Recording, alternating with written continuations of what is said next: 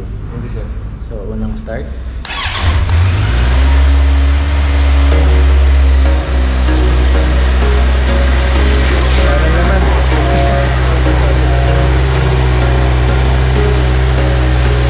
There was once a day that I would pray for you. I'd go and misbehave just so you noticed too. Sneaking looks up and down from across the room. Damn, what a hell of a view. I feel good, you look great. I like you, I can't wait. A first time, a first date. You're so fine, I'm so late. You sip wine, I drink straight. Don't waste time. Good morning, guys. Maaga tayo nag-prepare ngayon. So, finally, ito na yung araw na luluwas kami ng San Fernando para ilabas po yung ating napiling big bike na ipapalit natin kay Kenshin dun sa Ninja, no? So, praise God for the provision sa lahat ng funds na naidagdag ko dun sa pambili natin. Dinagdag natin dun sa pinagbentahan ng Ninja. And then, salamat kay Lord dahil siya yung nag-provide syempre. Lahat naman sa kanya na gagaling. Provision dun sa additional funds natin para makabili tayo ng bagong motor. So, these past days, tagal kong pinag-iisipan kung ano yung bibili natin na bike. Pero syempre, we came up to the decision na makapili na. So, yung bike na bibili natin is intended para gamitin natin ng pangmatagalan, and then at the same time suitable na sa mga riding conditions natin, and at the same time mas malakas ng konti yung displacement, mas mataas ng konti yung displacement dun sa ating Ninja 400. So today maaga tayo nagising para makapag-prepare muna ng breakfast, and then mamaya magpapasama ako dun sa kaibigan natin si Mike para kunin yung bike sa San Fernando, kasi siya yung papakiusapan natin mag-drive ng kotse. Yung Wigo kasi drive namin papunta, then pag nakuha na yung bike, so para siya yung mag-uwi ng Wigo. So hopefully wala siyang masyadong gagawin ngayon at masamahan niya ako. So yun, prepare muna ako ng breakfast namin para makalakad na. Have to be early para makabalik din ako ng maaga. Kasi hindi pa rin ako sure. Ito pa pala, hindi pa ako sure kung yung bike na kukuhanin ko is available dun sa San Fernando.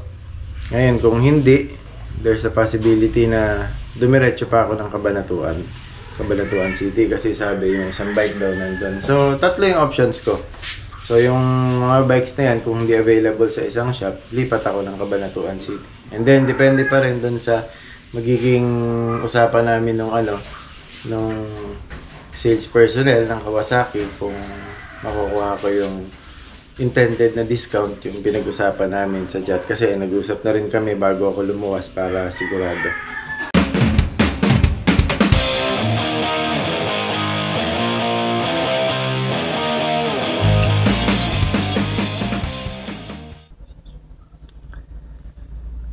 So yun po, tumawag yung ating agent, yung mag-a-assist sa atin sa pagbili ng motor. So nandito po ako ngayon sa may San Fernando, Pampanga, and hoping na makapili na o makakita na nung kapalit ni Kenshin, ng ating Ninja 400 last time, kasi nabenta na nga po siya. So after several days, matagal po ako nagpaplano kung saan, pero until now may mga options ako na napipili, pero hindi pa rin talaga ako decided kung anong motor. So, let's see kung anong makikita natin dito. Hindi pa talaga ako decided kasi ang daming pagpipilian eh. And then, pinagpipilian at pinag-iisipan ko mabuti kung ano yung papalit nating motor, dahil most likely magtatagal sa akin to, dahil siguro hanggang mag-retire ako. Hopefully, tumagal sa akin yung motor at hindi na ako magkaroon ng interest magpalit, dahil gagamitin ko to for long term. Saka syempre magastos din. Sana makapili tayo ng maganda. Pag wala po ako nagustuhan dito, most probably tatakbo kami ng Cabanatuan City. Magandang umaga, madam. Good morning po. May mga kaibigan ko sa si Miss Ann, siya yung kasama ko to. Hindi, kapitbahay ko sila. Siya yung may-ari ng subdivision. So yun, hindi pa ako decided kasi talaga hanggang ngayon. So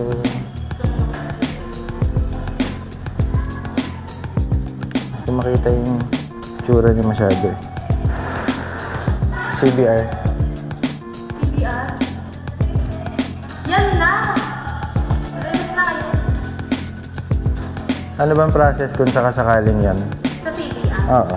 Anong process natin? Wala na discount. Ha? Wala na discount. Meron daw eh. Wala! Sabi mo eh. Eh yan, may discount tayo yan. Kaya, Sabi mo eh. yan. Release natin kayo. Siya makita mabuti. Aray. Okay ba ito, Mike? Tingin mo. Kaysa doon. Ayun yung dati ko, di ba? Ganyan. So yan, 900. Ha? 900. CBR. 650 lang. Ha? 650. Oo nga. CBR na to. Yan na! Yan ang mapag-discount ko yan. Eto, ano to? 10? 10R? Ah, 6R.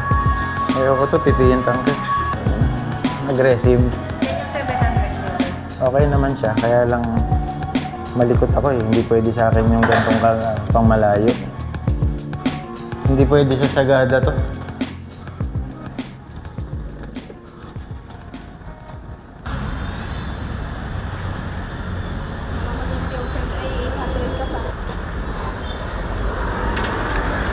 Ba't ganito to? Ang dumi. Kursunada ko rin to eh. Ano? Kursunada ko rin Malinis to. siya. May panglinis kami. Ayan na si Kuya Albert. Bro, okay ba to? Makatamaan ko yung salamin.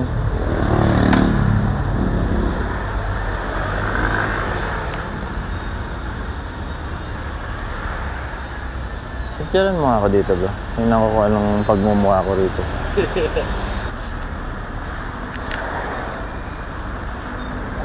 Konti lang difference, no? 519. Discount ko pa. Oo. Tapos yun, 508 na lang to eh. 508, 534. Ang 508. Ito, 508 na lang. Oo. Magugulat na naman sila. Yan pa discount natin. Sila dun sa bahay. Saka yun yung isa. Pinagpipilian ko mami.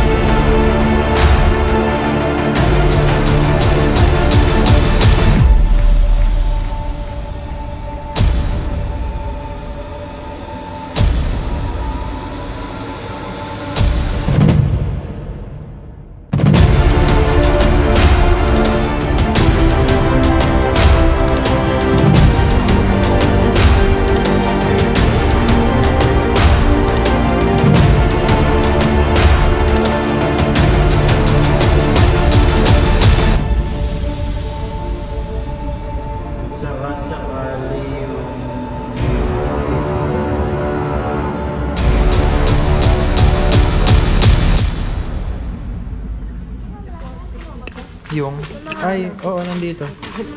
Kala ko kasama sa ano to, sa promo. Sorry. Ayan pa. Ay, McDo. Nag-withdraw ako sa McDo. Kada transaction 10K.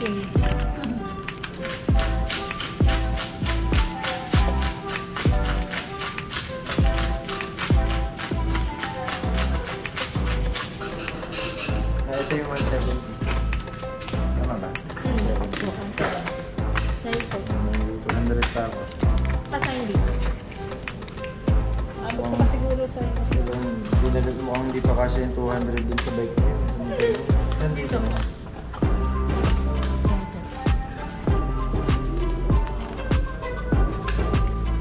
Yan ba? Tapos, wait na lang natin yung papers. Lunch ka na muna. Skyflakes ka na. Skyflakes ka na muna. Sige ma'am. Thank you ma'am. Ano mga tao Ayun, wala na rin kakainin. Ano na? Wala na rin silang kakainin. Kapit bahay mo. Oo. Kapit bahay ko sila. Actually, nagpasama lang ako dahil wala mag-uwi ng kotse. Ayoko naman mag-commute. Saka yun nga, mamaya hindi matuloy dito. Pupunta ako ng Kabanatuan. Wala na, tuloy. Tuloy na. Lunch mo na kayo, sir, na. Sige ma'am, balikan ko kayo.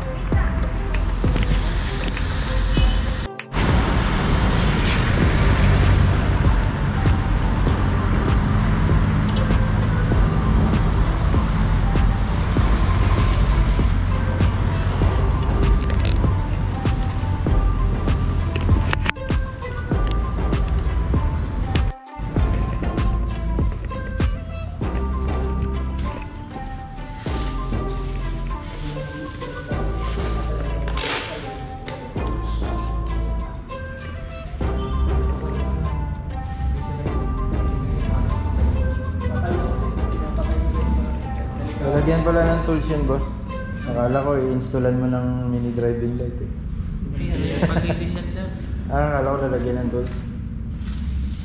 May libre ng DL. Oo nga, akala ko may libre ng ilaw eh. Yung tools na nandun sa...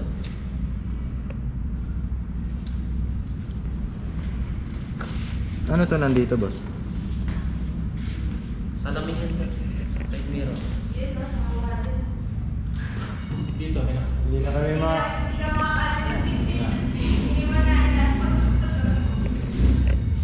Hindi na kami kakain. Dahil na.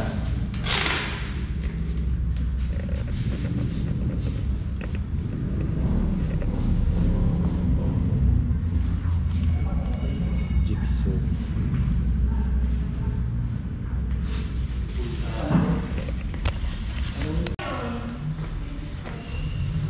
Tools at yung lagay mo. Lagayan ng tools. Okay, tools.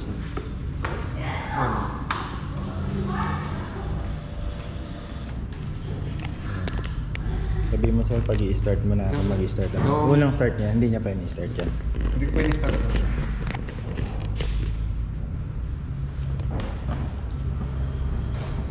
Hindi ba nakaka-cambio? Hindi sir. So, unang start.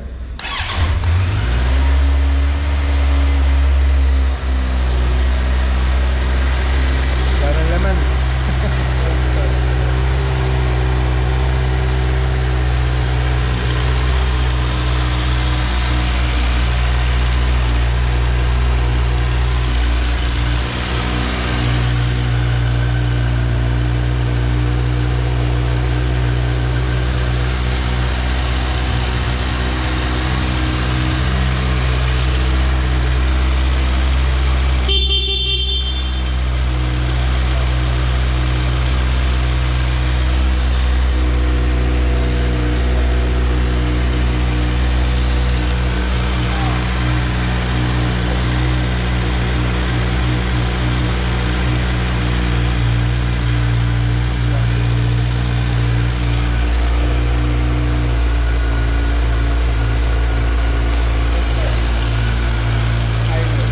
Maganda ilaw nito sa gabi.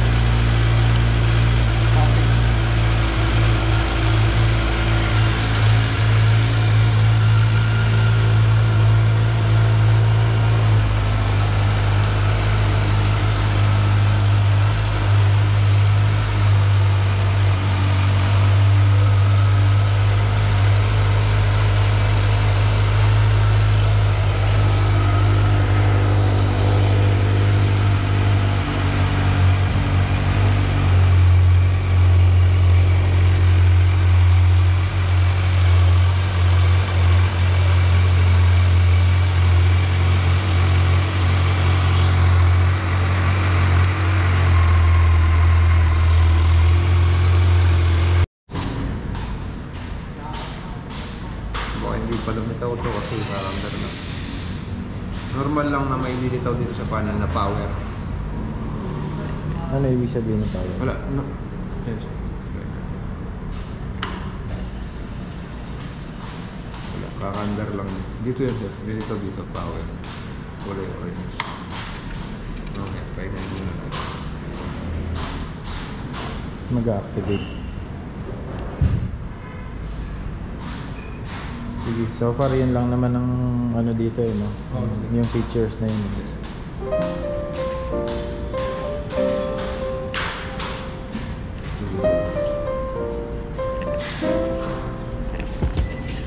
Nakita ka sa National TV.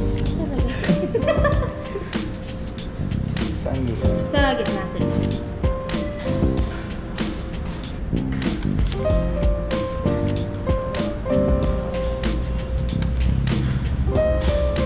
Sa ibabaw. Anywhere.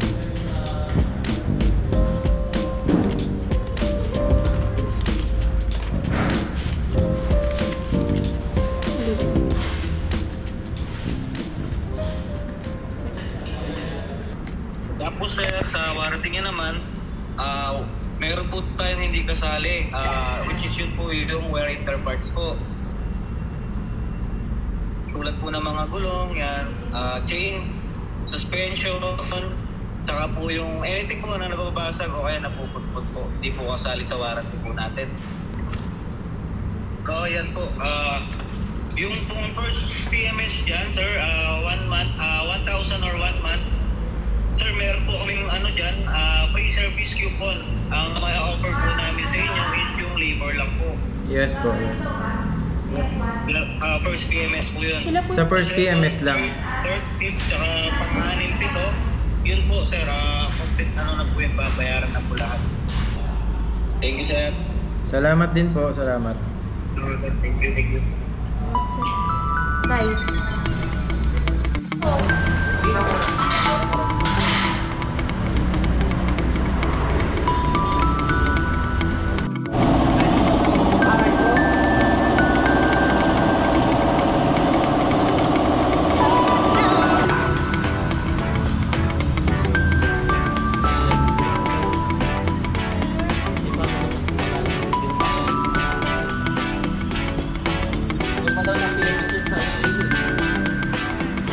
Okay guys, in front of you, ito na yung nakuha natin na Z900 Standard Edition, no? So kakalabas lang natin ito ngayon, and then this is the first time na gagamit ako ng inline 4 engine. So iba talaga yung tunog niya. Nakakatuwa dahil nagkaroon na tayo ng inline 4, one of our dreams. Kaya ngayon ite-test drive na natin siya, and then diretso uwi na. Hindi, actually na-test drive ko na to kanina. Pauwi na kami, kakargahan na lang ng gasolina to, and then babalikan ko kayo mamaya pag nasa road na tayo, no, para maisama ko kayo sa aking experience dito sa bike na to. So let's go, biyahe na tayo.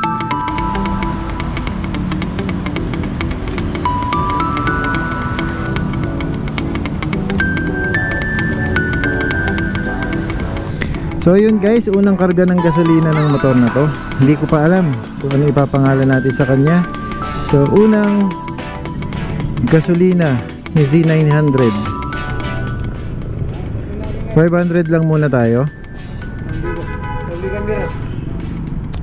So overall, pagdating ko doon, mula doon sa pinanggalingan, no, doon sa may kasa hanggang dito, okay pa naman yung riding experience natin. I know nandun yung power, pero for those of you na nagbabalak bumili ng ganitong bike, huwag kayong ma-intimidate na malakas yung power, kasi sa totoo lang hindi naman siya nakakagulat, hindi rin nakakatakot, dahil I believe na yung mangyayari sa motor o yung magiging behavior ng motor nasa kamay mo eh, nasa kamay nung pumipiga.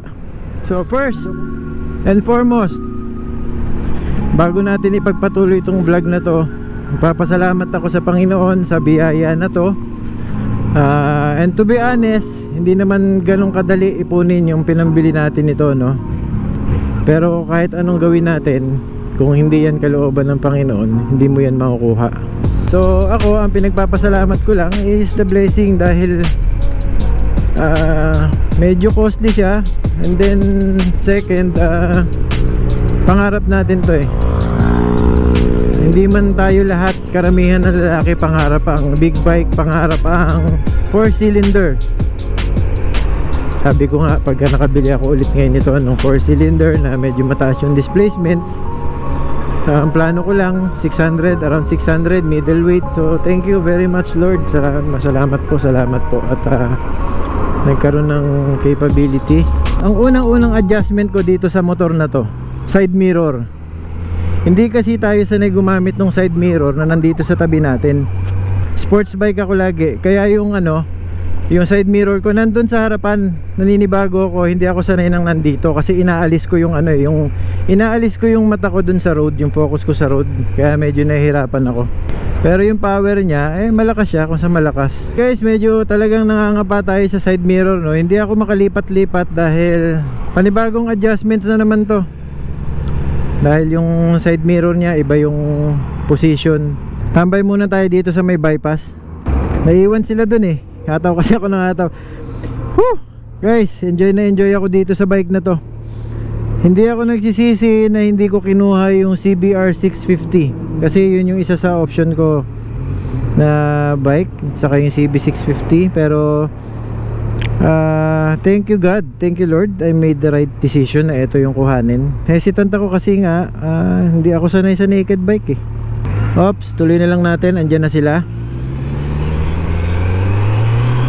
So yung busina niya cute. Since bago lang ang ating bike at hindi pa natin siya masyadong gamay, behave lang tayo dito sa isang side. Ayan, 70. Sampa natin ng konti, 80. Ayan nandito na tayo sa Dinalupihan ngayon. Nandito sa may bayan, papasok na tayo ng bayan Dinalupihan. Lampas na tayo sa Layak, malapit-lapit na tayo sa bahay. So nakita nyo yung road condition dito guys, diba masyadong matraffic, magulo, diba? So imagine ninyo kung maglilikot-likot ka sa ganitong condition, kahit na ano pa yung motor mo, mapa big bike ka. Yung iba kasi porket big bike discourage ko yan. Kung hindi ko man ma-encourage yung mga ma-encourage na maging conservative yung mga meron ng big bike, kasi most of them hindi na tumatanggap ng advice yan mga matagal na nagbi-big bike.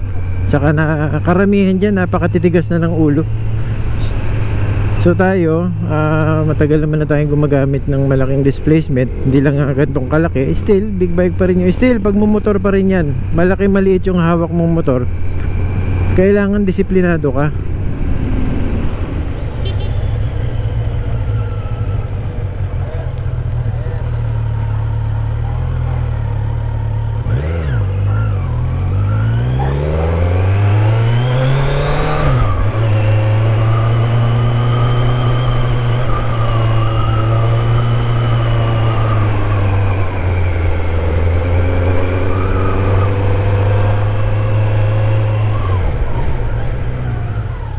Touchdown! Nandito na tayo sa bahay ngayon. Hello team, hello Arya. Meet Z9.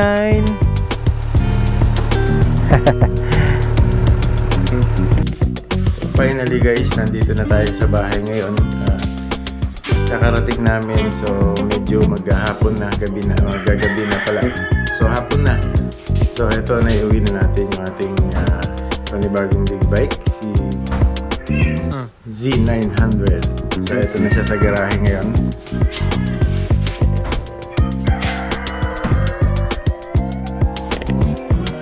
Sundan niyo yung mga susunod natin vlogs para dun sa break-in niya, and then at the same time yung mga upcoming rides natin na gamit yung ating bagong Z900. So dun sa mga nanood ng video na to, maraming salamat sa inyo sa pagsubaybay simula na makaalis kami hanggang makauwi kami ngayon. And then hopefully magsama-sama tayo dun sa mga susunod pa nating vlogs. So lagi pong tatandaan dun sa mga riders natin dyan, lagi po kayo mag-iingat, and maraming salamat dun sa mga bagong subscribers. At the same time, dun sa mga hindi pa nakapag-subscribe at bago sa video natin, huwag po kalimutan mag-subscribe and click nyo rin po yung notification para dun sa mga bagong uploads natin. So lagi pong tatandaan dun sa mga bagong riders natin dyan at sa mga veterano na, kahit magagaling na po tayo, always ride safe and God bless.